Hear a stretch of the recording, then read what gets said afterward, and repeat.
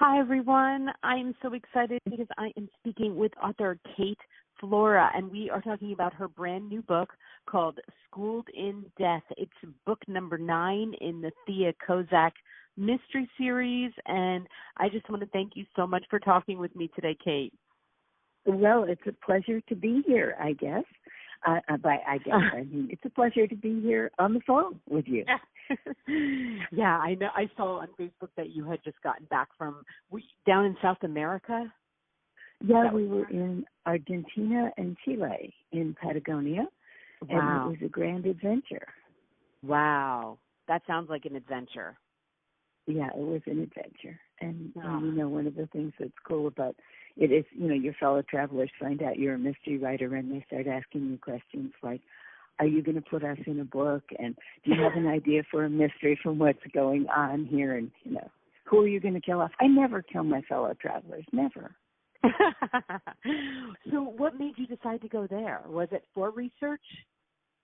Well, years ago, I had read some description. No, it was not for research.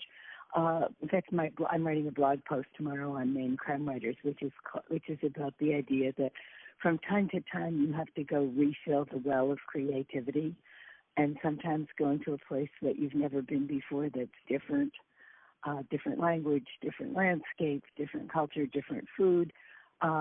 Can sort of inspire you to be more observant, and then I can bring that back to my everyday life or put that in the minds of my characters so that when they, cook dinner or walk into a room or meet a stranger, they're going to see things more clearly or perhaps more carefully. And so it's good for me to sort of leave the computer and leave the chair and just go out into the world and collect stuff.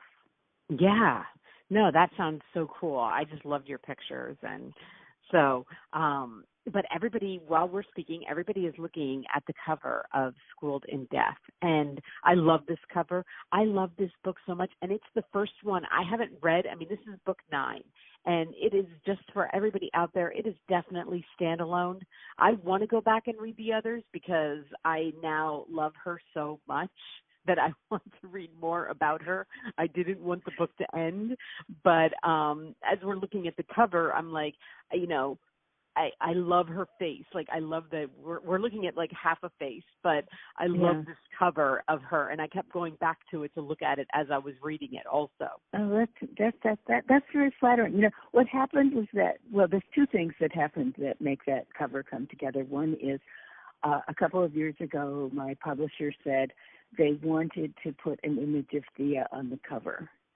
And so I spent, probably 10 hours, on all of the, Upsplash and, all of these different, places to go and look for potential characters. And I finally found the perfect Thea. And I sent it to my publisher, and the publisher said, there aren't, this one isn't usable.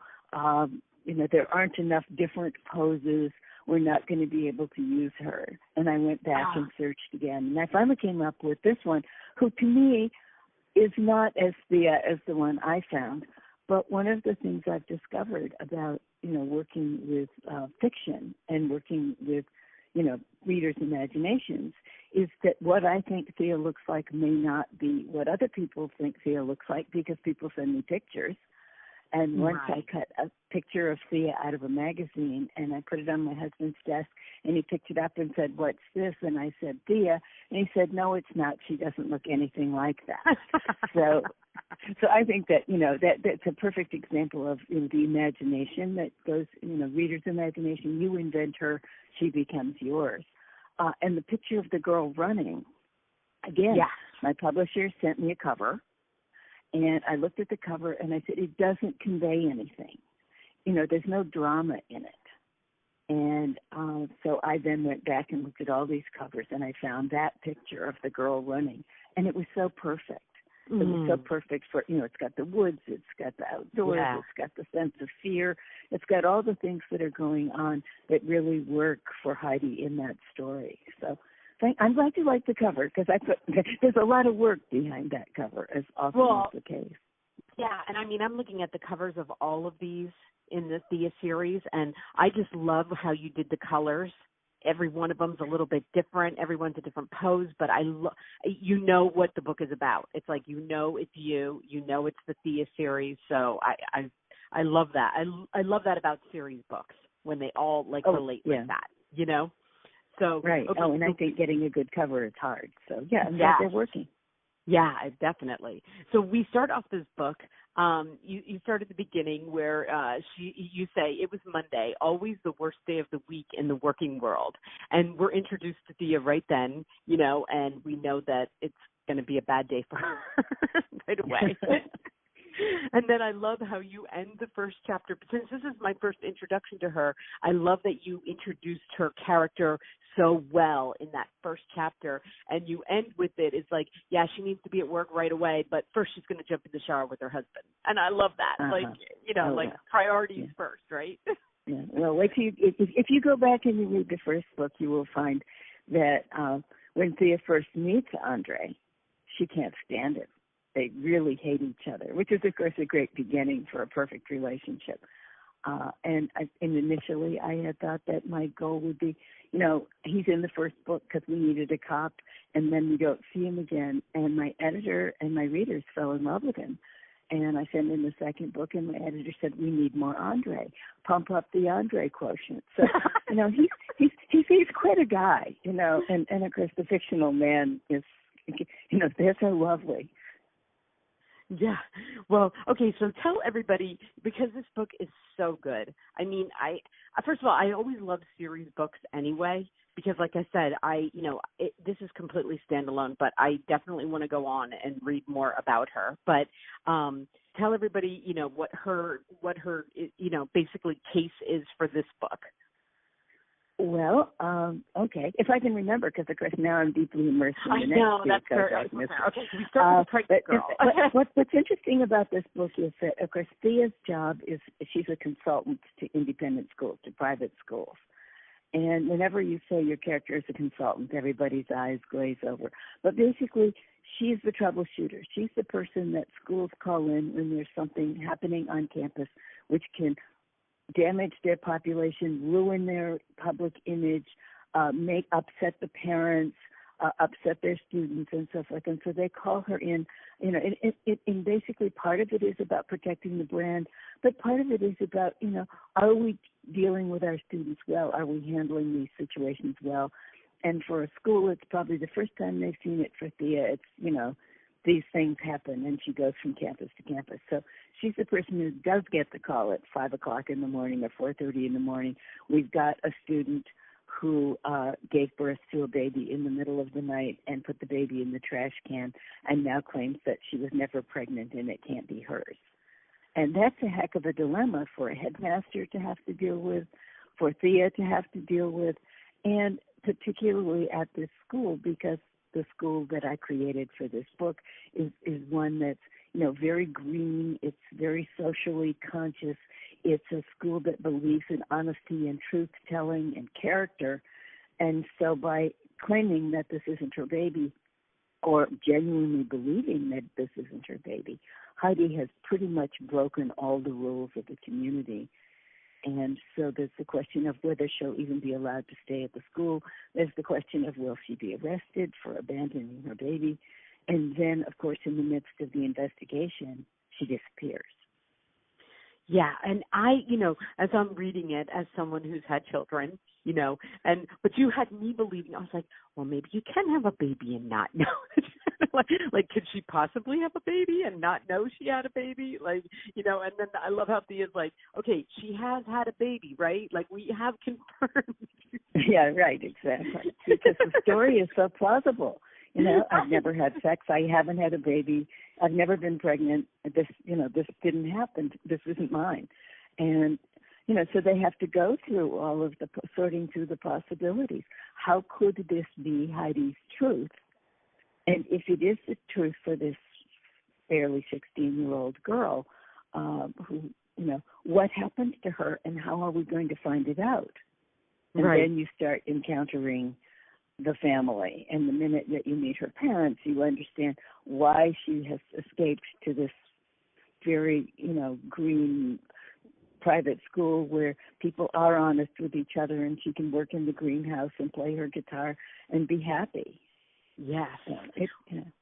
Well, I see, at the end, like there's no spoiler here. We do get a book 10 out of you, and which I'm very happy about. Well, I hope we will. So far, who knows what's happening, right? I'm just a writer. Right. And okay, so as somebody who's already written 10, I mean, maybe you've written more of them. Do you love writing her character? Like, or are your fans like, you have to continue to write her character? Like, are they just begging you for more? People love Thea. But the fact is, I love Thea. To get ready for book 10, I did something I haven't done for a while, which is I went back and reread some of the early books. And I was reminded of how I've always written sort of one series and then another, so I go back and forth. So it isn't continuous. I will write Thea, then I will write a Joe Burgess, which is in my police procedural series, and then I'll go back to Thea. And when I go back to Thea, she's so strong. She has such a strong voice. She sort of jumps off the page, and it's like, oh, I've missed you. How are you? What's going on in your life? And people, years ago, I was giving a talk about, one of the earlier books, and someone came up to me and said, "Is Thea you?" And I thought about it, and I said, no. And they, well, then who's she based on? And I said, well, I have 2 boys, but I always planned to have a daughter. And I think Thea's my daughter, and she's exactly the kind of daughter I would have, somebody who's independent and ridiculously headstrong and, and a rescuer and, somebody who always believes that it's her job to look after people who are weaker than she is. And, she's such, but she would never listen to me. Even as the writer, I'm sitting there and she marches off to do something and I'm sitting there saying, don't do it. But that's who she is. Okay, well, as somebody who has daughters, that is exactly what happens. So yeah, you think you're going to be in charge, and they are who they are. That's right. Okay, so this one just came out. With writing 2 series, you're basically writing and promoting and like all the time. Like it's nonstop. But so is there a book in between this book and then the book 10 in your other series now? The book that's in the pipeline right now is the 6th book in my Joe Burgess police procedural series. And if you like Thea, you'll like Joe. They're very, very different. But Joe is, he's just a great guy. He's gruff and grumpy and holds people to too high a standard and holds himself to a higher standard. But he's the cop that you want to be there when something bad has happened. So when does that book come out?